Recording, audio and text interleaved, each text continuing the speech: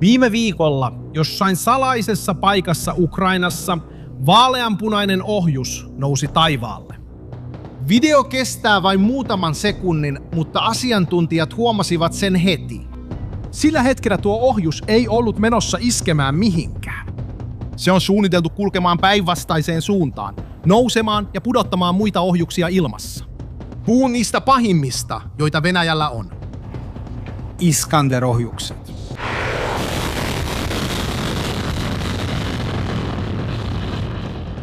Ja Kinsal-ohjukset, jotka iskevät Ukrainan kaupunkeihin lähes joka viikko. Ja tässä kohtaa tämä tarina muuttuu oudoksi. Miksi?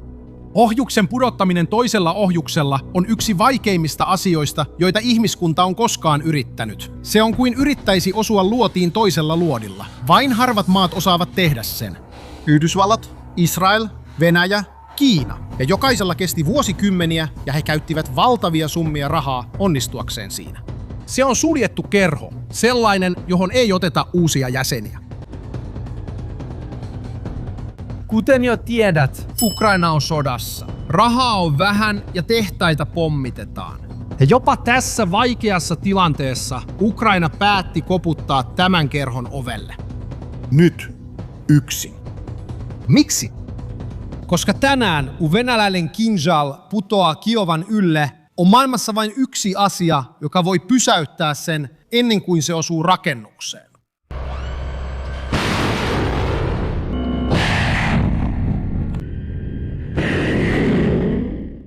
Amerikkalainen Patriot-ohjus. Mutta siinä on ongelma. Ukraina on juuri saanut selville jotain hyvin huolestuttavaa näistä ohjuksista. Jotta ymmärtäisimme, mitä Ukraina sai selville, meidän täytyy palata muutaman kuukauden taaksepäin sotaan, jolla ei ensisilmäyksellä näytä olevan mitään tekemistä Ukrainan kanssa. Yhdysvaltojen sota Irania vastaan. Viikkojen ajan Iran laukaisi ohjuksia ja lennokkeja amerikkalaisia tukikohtia ja liittolaismaita vastaan Persianlahdella. Ja Yhdysvallat vastasi ainoalla mahdollisella tavalla. Laukaisemalla patriotteja. Paljon patriotteja.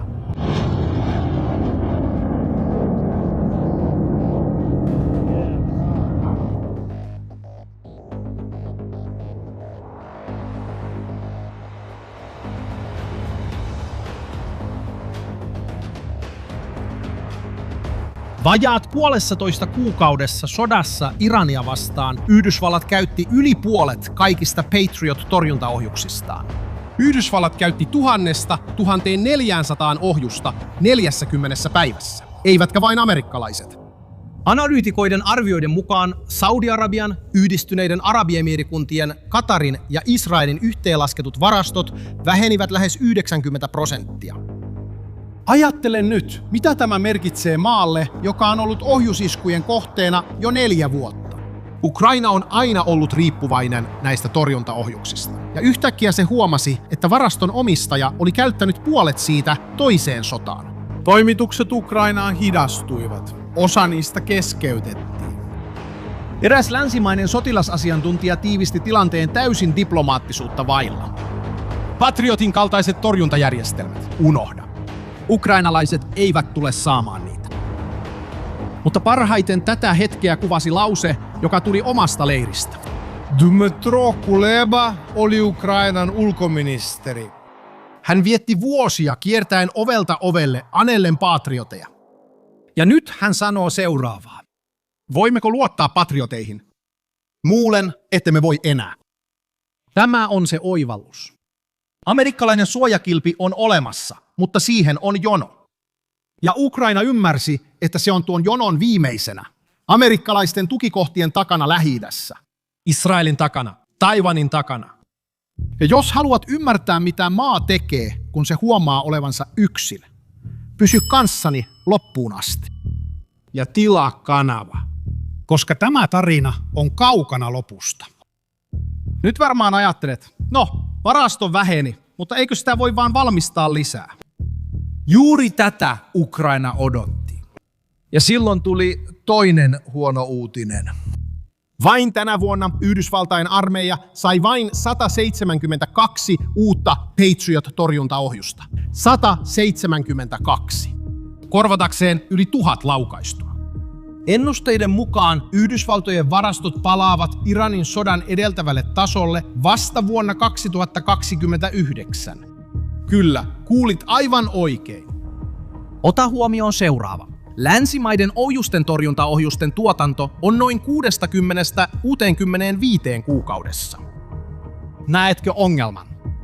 Presidentti Zelenski tiivisti asian hyvin yhdessä lauseessa. Nykyisten haasteiden edessä tämä ei ole mitään.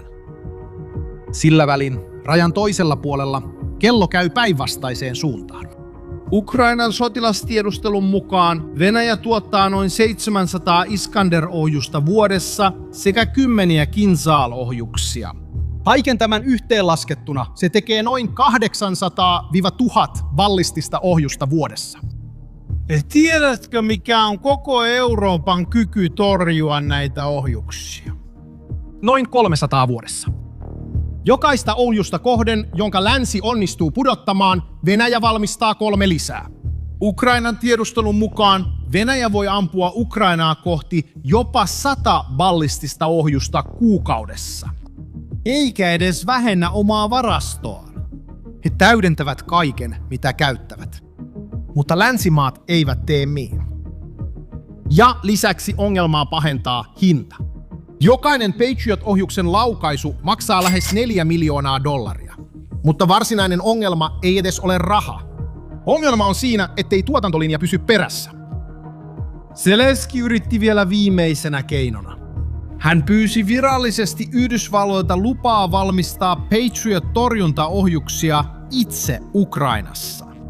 Hän lähetti kirjeen Valkoiseen taloon. Hän lähetti kirjeen kongressille. Ja tähän asti hän on saanut vain hiljaisuutta vastaukseksi. Ostaa ei voi, valmistaa lisenssillä, eivät anna lupaa. Jäljelle jäi vain yksi tie, kaikista vaikein.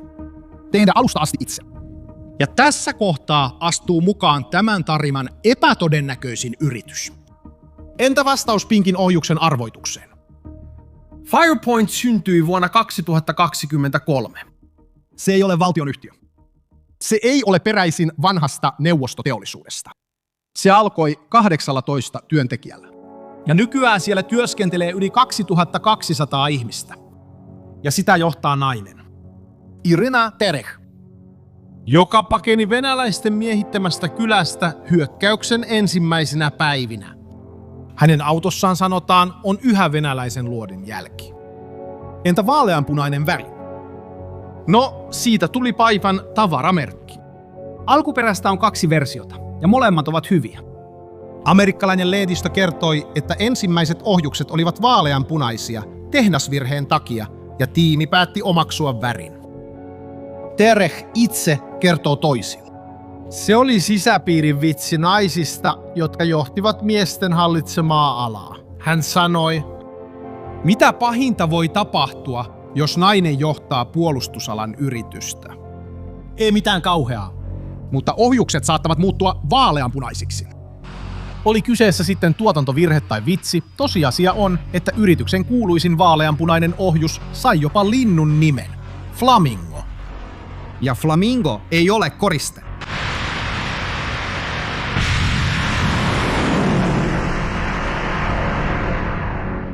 Helmikuussa tänä vuonna Flamingo-ohjukset iskivät Votkinskin tehtaaseen, joka sijaitsee 1400 kilometrin päässä Venäjän sisällä. Ja Votkinsk ei ole mikä tahansa tehdas. Siellä Venäjä valmistaa omat ballistiset ohjuksensa, mukaan lukien Iskanderit. Toisin sanoen, vaaleanpunaisesta ohjuksesta tunnettu yritys on jo todellisessa taistelussa osoittanut osaavansa tehdä ohjuksen, joka lentää kauas ja osuu kohteeseensa. Ja kun 3-vuotias yritys lamauttaa ohjustehtaan Venäjän sisällä, Euroopan hallitukset kiinnittävät siihen huomiota. Niin paljon huomiota, että Tanska teki jotain ennennäkemätöntä. Se keskeytti väliaikaisesti yli 20 lakia ja asetusta nopeuttaakseen Firepointin tehtaan rakentamista Tanskan maaperälle, aivan F-35 hävittäjäkoneiden lentotukikohdan viereen. Se on ensimmäinen ukrainalainen asetehdas Naton alueella. Eurooppalainen maa purkaa omaa byrokratiaansa 3 vuoden ikäisen ukrainalaisen yrityksen vuoksi. Uusi, kunnianhimoinen ja kiistanalainen yritys kuten kaikki, mikä kasvaa liian nopeasti sodan keskellä. Mutta juuri tämä yritys otti vastaan tehtävän, jota kukaan muu ei suostunut ottamaan. Ja se, mitä yritys rakensi, kantaa mukanaan piilotettua ironiaa jo itse muodossaan. Sieppaajan nimi on FP7.X. Se on 7 metriä ja 25 senttimetriä pitkä. Runko on valmistettu komposiittimateriaalista. Ja nopeus jopa 2000 metriä sekunnissa. Yli 5 kertaa äänen nopeus. Ja nyt ironia. Tämän ohjuksen muoto ei syntynyt tyhjästä. Se perustuu neuvostoliittolaisen ohjuksen geometriaan. Samaa suunnittelua käytetään yhä tänä päivänä S-300 ja S-400 järjestelmissä. Venäjän omat puolustusjärjestelmät. Annanpa toistaa, koska se on melkein runollista. Ohjus, joka voi suojella Ukrainaa venäläisiltä hyökkäyksiltä, on peräisin venäläisestä ohjuksesta. Ukraina otti haltuunsa neuvostoliittolaisen insinööriperinnön, jonka se tuntee läpikotaisin, ja kääntää nyt aseen luojaansa vastaan. Mutta sisällä on toinen tarina. Ja tämä tarina on eurooppalainen. Huhtikuussa Firepoint allekirjoitti sopimuksen saksalaisen Beal Defensen kanssa, saman yrityksen, joka tunnetaan kuuluisasta Iris-T-järjestelmästä. Toimittaakseen ohjuksen silmät, sensori, joka havaitsee kohteen lennon viimeisessä vaiheessa. Euroopan suurin ohjusvalmistaja MBDA auttaa kehitystyössä. Komentokeskus tulee norjalaiselta Kongsbergiltä. Tutkat tulevat jättiläisiltä, kuten Saab, Thales ja Hensoldt. Koko järjestelmä sai jopa pohjoismaisen jumalattaren nimen. Freya. Ymmärrätkö, mitä se tarkoittaa? Se ei ole yksittäinen ukrainalainen ohjus. Eurooppa kokoaa hiljaisesti suunnitelmaa B Patriotin varalle. Ja hinta selittää kiireen. Kuten mainitsin aiemmin, jokainen Patriot-torjuntaohjus maksaa noin $3 800 000. Ukrainalainen ohjus maksaa 700 000, yli 5 kertaa halvempi. Ja katso mikä mielenkiintoinen yksityiskohta. Yhdysvaltain armeija avasi hiljattain kilpailun, jossa se pyysi toimittajiltaan juuri tätä. Torjuntaohjus, jonka hinta on alle $1 miljoona. Itse asiassa yhdysvaltalainen kenraali käytti julkaisussaan tästä konseptista kuvaa ukrainalaisesta ohjuksesta havainnollistaakseen asiaa. Kuten näet, oppilaasta tuli esikuva. Ja mielenkiintoisinta on se, Että 3 testiä on jo kuvattu. Ensimmäinen lento oli helmikuussa, toinen maaliskuussa ja kesäkuun lento, joka on ehkä tärkein, koska se oli ensimmäinen täysin ohjattu lento, jossa ohjus ohjaili ilmassa. Financial Timesin mukaan ohjus nousi 25 kilometrin korkeuteen. alue, joka aiemmin oli Patriotin aluetta. Yrityksen toinen perustaja vahvisti testin sanomalehdelle ja sanoi, että massatuotanto voi alkaa jo elokuussa. 3 ohjusta päivässä. Mutta tietenkin tie edessä on vielä pitkä. Ensimmäinen todellinen torjunta on suunniteltu vasta vuoden 2027 loppuun. Siihen asti Freya on vasta epävarma hanke. Mutta huomaa yksi asia, koska tämä on tämän videon tärkein ajatus. Vaikka se epäonnistuisi, päätös rakentaa se on jo kertonut totuuden. Aika, jolloin amerikkalainen suoja oli itsestäänselvyys. Jotain, johon luotettiin kuin auringon nousuun. Tuo aika on ohi. Ukraina oli vain ensimmäinen maa, joka sai tietää uutisen, koska se on ainoa, joka saa selville tällaiset asiat pommitusten keskellä.